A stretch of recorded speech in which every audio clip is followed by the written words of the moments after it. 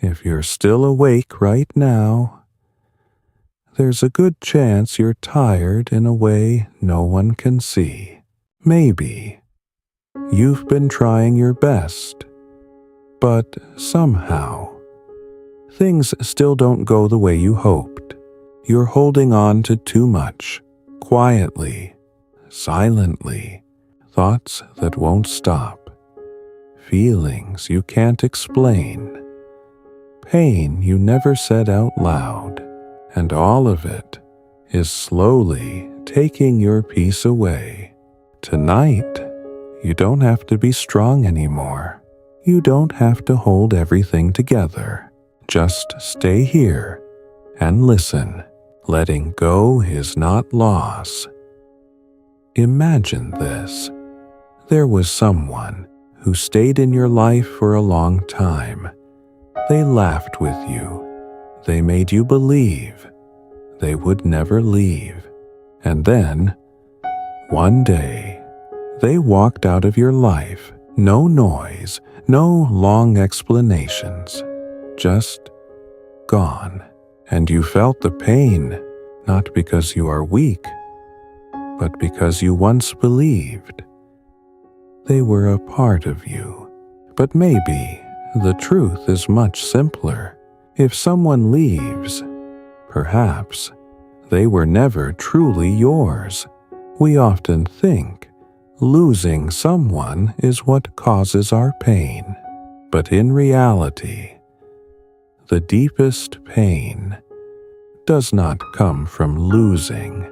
It comes from trying to hold on to someone who no longer wants to stay. You hold on to old messages, old memories, promises that no longer exist. You ask yourself, was I not enough? Did I do something wrong? But sometimes, it's not because you were wrong. It's simply because they chose a different path, and you are still standing where they already left. In the teachings of Gautama Buddha, there is one clear truth. Everything in life is impermanent. Nothing lasts forever. No emotion, no relationship stays the same forever. And what causes suffering is not that things change. It is that we refuse to accept that change. The more you hold on, the more it hurts. The more you cling, the more you suffer. This is not just philosophy, it is reality. Because when you try to hold on to something that is already gone, you are actually holding yourself inside your own pain. When holding on becomes self-harm, be honest with yourself. Are you truly missing that person, or are you missing the version of them from the past? The version who cared, who stayed, who made you feel safe? Because the person you are trying to hold on to now may not be that person anymore. What we often don't realize is this: we are not holding on to who they are today. We are holding on to memories, moments that felt warm, words that once meant something, all the what-ifs and if only. And those things become invisible chains, keeping you stuck, not allowing you to move forward. You tell yourself, if I just try a little harder, if they change, if I wait long enough. But deep down, you already know, not everyone comes back. Not everything can be fixed. And not every love is meant to last. In the teachings of Gautama Buddha, there is a simple truth. Suffering comes from attachment to emotions, attachment to people, attachment to what once was. The more you believe they belong to me, this should be mine, the more painful it becomes when it is gone, not because you lost more than others, but because you tied your identity to something outside of yourself. And the saddest part is, you don't just lose them, you begin to lose yourself in the process of trying to keep them. You forget your own feelings. You forget your own worth. You forget that you also deserve peace. Letting go is not giving up on love. It is stopping the harm you are causing yourself. Stopping yourself from chasing someone who is no longer turning back. Stopping yourself from staying in a place that no longer belongs to you. Sometimes letting go is not loss. It is simply putting everything back where it truly belongs. Letting go is not weakness. There is something many people misunderstand. They think letting go is weakness, that if you truly love someone, you should hold on, keep trying, never give up. But that is not always true. In fact, holding on is often the easier choice. You just stay. You keep hoping. You tell yourself, maybe things will get better. You don't have to face reality. You don't have to change. You just continue. But letting go is something else entirely. Letting go means facing the truth, that they are no longer here, that the story has ended, and that you must move forward on your own. And that is not easy, because letting go is not just about a person. It is about everything you imagined with them. The plans that never happened, the future you once believed in, the life you thought was certain, all of it has to be released. In the teachings of Gautama Buddha, letting go is not loss. It is returning to lightness, no longer being pulled back, no longer being tied down. Just peace. Think about this. If someone truly belongs in your life, they will not make you suffer like this. They will not make you question your worth. They will not make you wait endlessly. And they will not leave. So sometimes letting go is not because you didn't love enough. It is because you finally understand. You deserve something better. A love that does not need to be forced.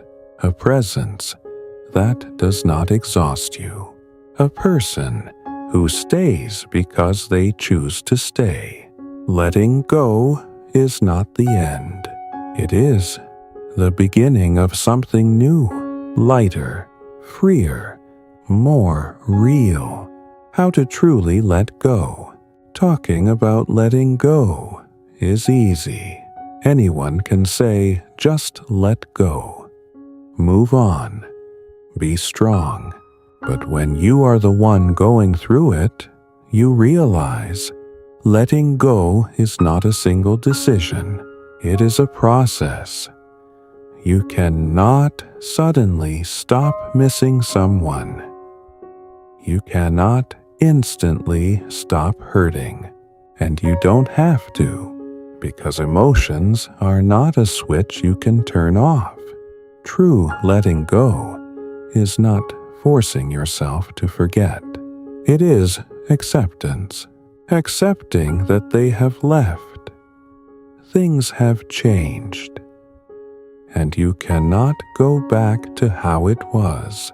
It sounds simple, but it is the hardest step because it requires you to face reality. No denial, no illusions, just seeing clearly. After that, allow yourself to feel. Do not pretend to be okay when you are not. Do not act strong when you are tired. You are allowed to be sad. You are allowed to miss them because you loved, and that matters. But do not stay in that pain forever. Do not turn it into your home. Let it pass through you. Like rain, it may soak you, it may make you cold, but it will not last forever. Another way to let go is to change your perspective. Instead of asking, "Why did this happen to me?" try asking, "What did this person come to teach me?"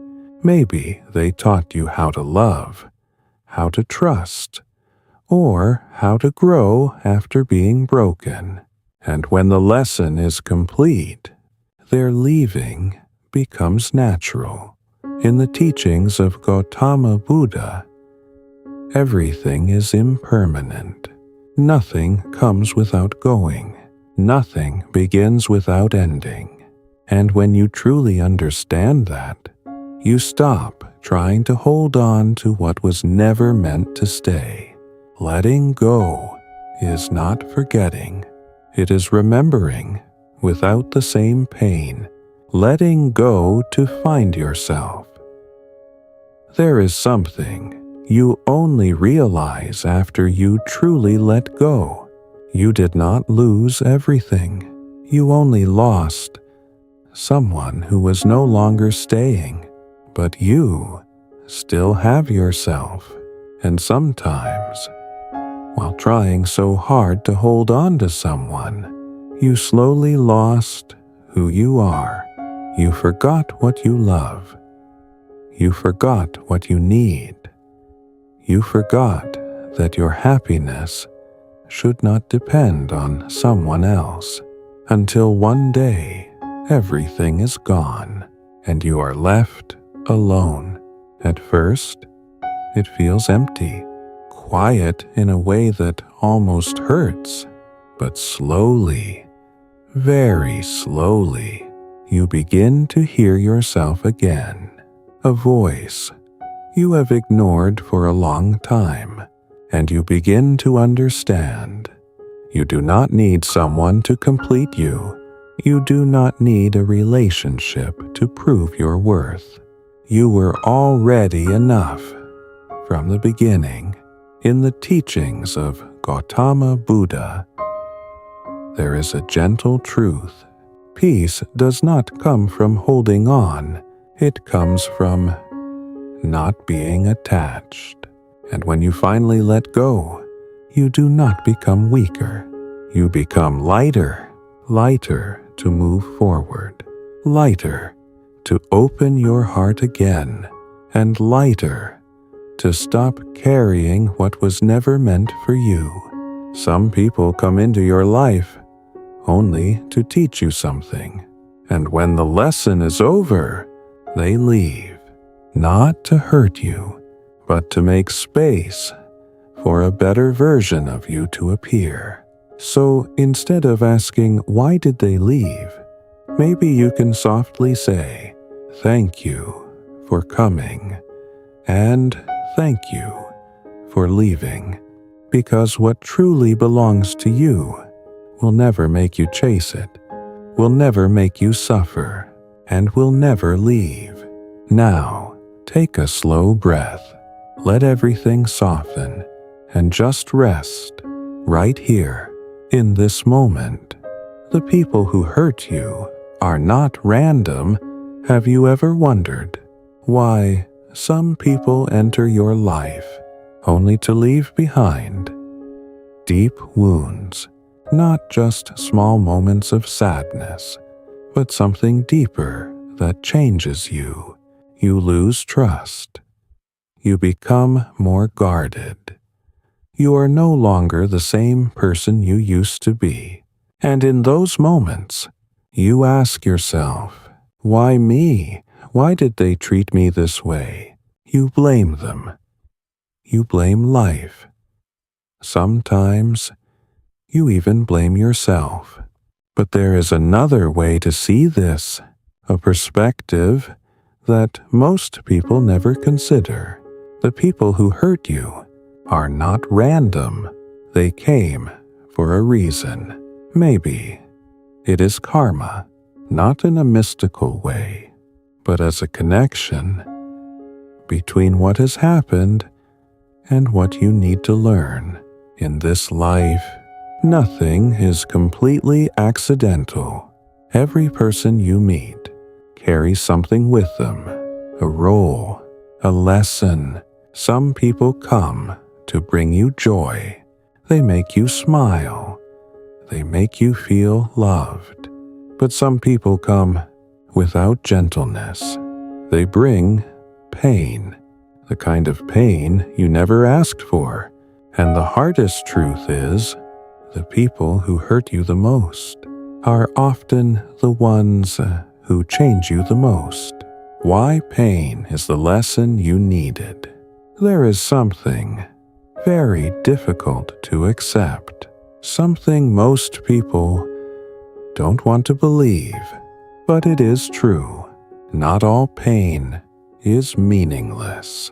Some pain is a lesson, not a gentle one, not something you would choose, but something that shapes you. Think about who you were before the pain. You trusted easily. You believed easily. You gave your heart without hesitation. And maybe you didn't know how fragile that could be. Then the pain came, unexpected, unwanted, unfair, and it broke something inside you. But at the same time, it also opened your eyes. You began to see more clearly. You started to understand what truly matters, what is real, what is not, who is worth staying, and who is not. This is why not everyone who hurts you is your enemy.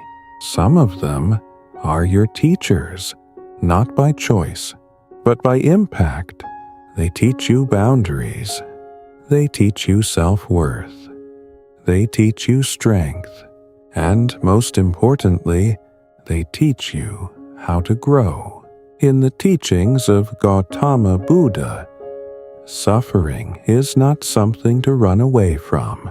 It is something to understand. Because only when you understand suffering can you move beyond it. So maybe the pain you experienced was not there to destroy you, but to transform you. Stop blaming, start seeing clearly. When you are hurt, the first thing you want to do is blame. You blame the person who caused the pain. You blame the situation. You even blame yourself, because blaming feels natural. It gives you something to hold on to, a reason, a target. But the truth is, blame keeps you stuck.